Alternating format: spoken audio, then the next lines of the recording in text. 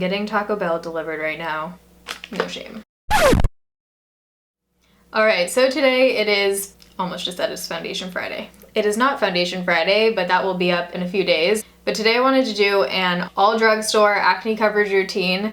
I have combination skin with cystic acne if you're new here. I do a ton of videos for people with pale skin, acne. Foundation is my love in life. I get so much joy from trying out new foundations. Depending on what your skin tone is and skin type, as we go through the video, I share different options with you and how to adapt it for your own skin color or skin type. I've tried out my fair share of drugstore foundations, and this combination is one of my favorites. It has taken me years to embrace my pale skin, embrace the skin I'm in right now, and I hope that by watching this video you can learn some tips and products that can help you do the same. Whether you have acne or rosacea or any kind of skin condition, your skin and your outside doesn't define you. So I love you guys. I hope you find this video helpful. If you do while you're watching, make sure you give it a thumbs up. Let's do this.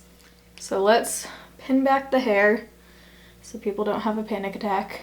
When this is going up, I will have already actually done the next hair stage, going to silver. Hopefully I'm silver. I'm pre-recording a ton of videos right now for while I'm gone. So if you want updates in real time, you can always follow me on Snapchat, Twitter, Instagram, you know the deal. This is what my skin looks like without makeup.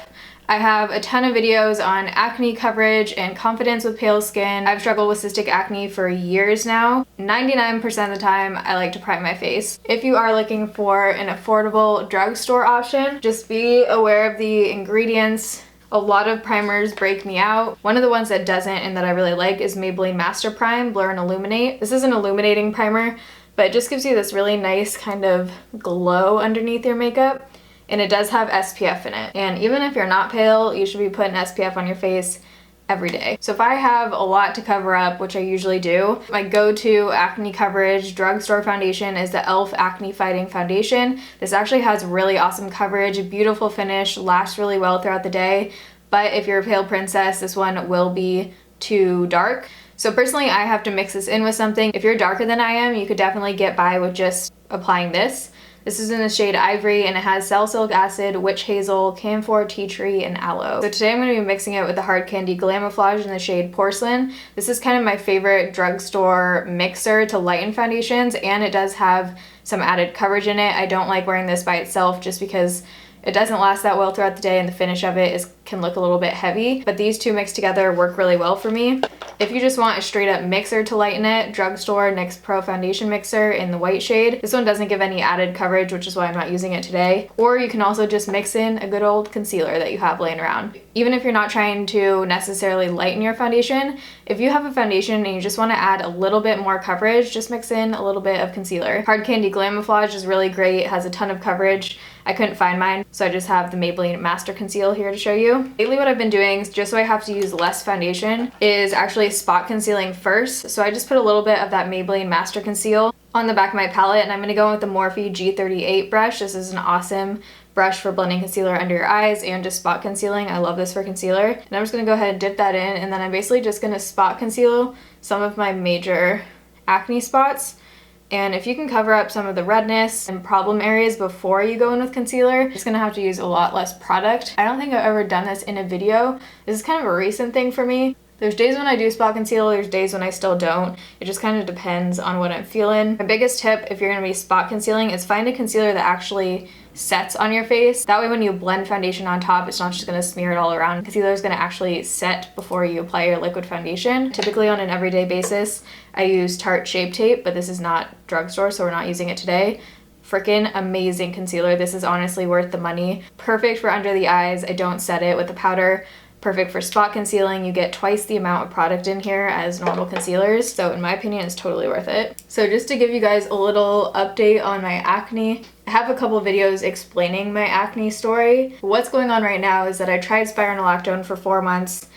It didn't do a whole lot, so now I'm off of it again. And I kind of told myself if the spironolactone doesn't work, that was kind of my last resort before going on Accutane. So I think I am gonna look into Accutane just because I'm 24. I don't wanna have acne for the next 5 years. And I've tried so many different pills and medicines and creams and over-the-counter stuff, prescription stuff, and it just hasn't worked. So I'll keep you guys updated, but might be going on Accutane soon. I did already have the like consultation appointment months ago and it just wasn't the right time for me. If you've been on Accutane, let me know your experience with it down below. A lot of people swear by it. Some people have horror stories, but I feel like that's with any medication and anything. So now we're gonna go in with the foundation. I'm gonna mix these two on the back of the palette.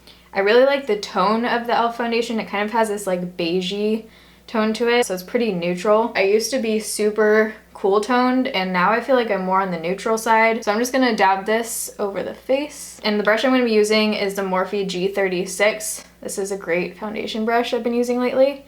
And when you apply your foundation, if you want the most coverage, you definitely are gonna wanna pat it into your skin versus like fully buffing it. And as you can see, this is covering super well. Foundation combinations are life. Don't be afraid to mix foundations. I still want to do a video all about my favorite foundation combinations, but just try stuff out. If you have a foundation, okay, what is this hair doing? But basically I just think about what a foundation is mixing, and if there's another product that can complement that, just mix it together.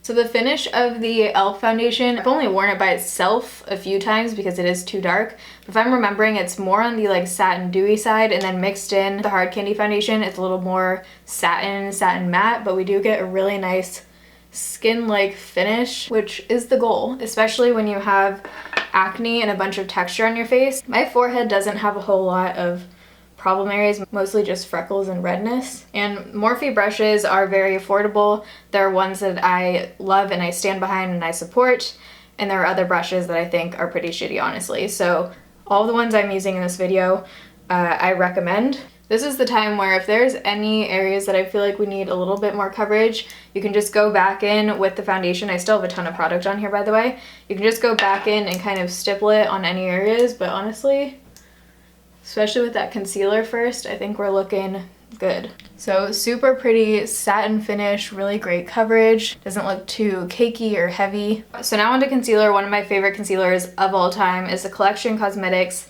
Lasting Perfection Concealer. You can get this at the drugstore, I believe, in the UK. This brand isn't carried in drugstores in the US. I get this off of eBay for like $8 or $9, I think. I know it's way cheaper than that in places where you can actually access it in store, but this is my favorite drugstore concealer. Having pale skin, your options are pretty limited for drugstore concealers. Find one that's light enough and that has a good formula is pretty tricky. So one of the things I do, if you're having issues finding concealer that's light enough, mix in a little bit of the NYX HG Photogenic Concealer in lavender.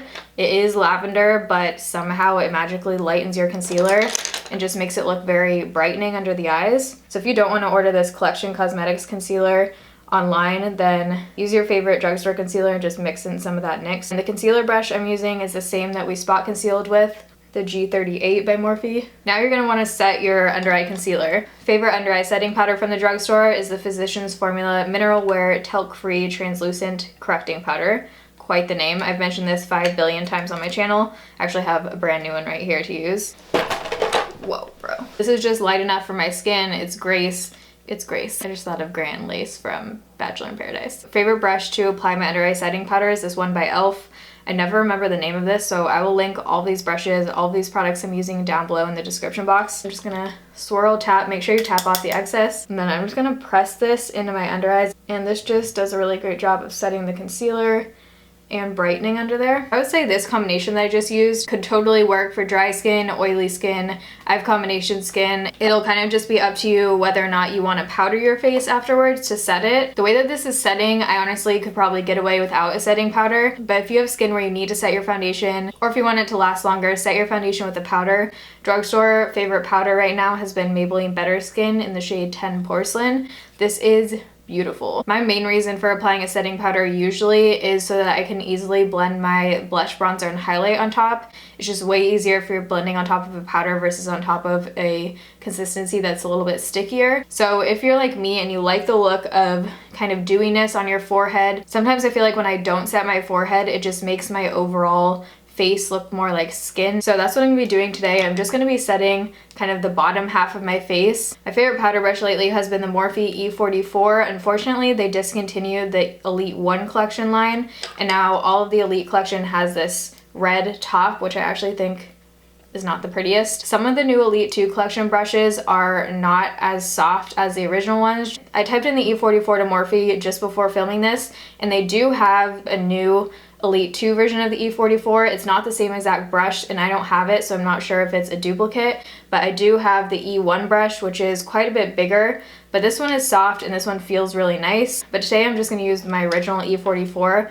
I like that it's a little bit smaller and a little bit more compact. Probably order the new E44 just to see for you guys, but I'm just going to set my face again using patting motions.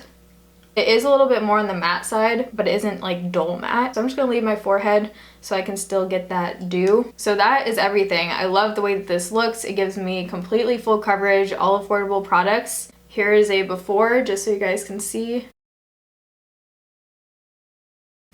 Okay, so the rest of my makeup is on, obviously. I just filmed a video on this look, so when it is live, I will link it down below in the description box.